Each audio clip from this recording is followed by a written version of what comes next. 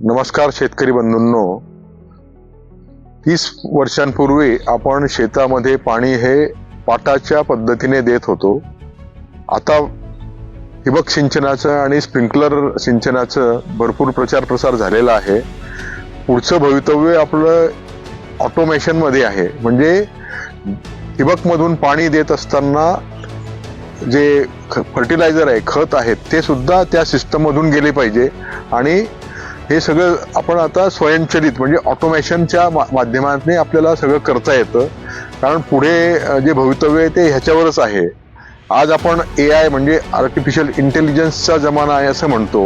तर ही सगळी जी प्रणाली आहे ती त्याच्यावरच, कॉम्प्युटरच्या बेसवरच तयार झालेली आहे. ऑटोमेशनमध्ये आपले जैन इरिगेशनने कंट्रोलर डेव्हलप केलेला आहे. त्याची ॲप पण आपली तयार केलेली आहे.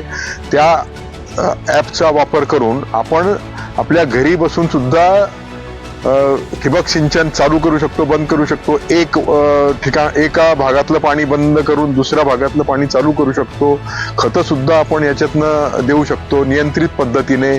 तर ह्या सगळ्याचा फायदा आपल्याला दोन गोष्टींसाठी जास्त आहे प्रकर्षाने. तो म्हणजे विजेचा लपंडाव चालू असतो, वेळेवर वीज येत नाही. आणि दुसरा जो हे मजुरांचा प्रश्न आहे, कामगार जे मिळत नाही, या सगळ्यांवर मात करण्यासाठी जैन इरिगेशनचं ऑटोमेशन हे फार चांगलं उत्तर आहे. आणि याच्यातच पुढं आपलं भवितव्य आहे.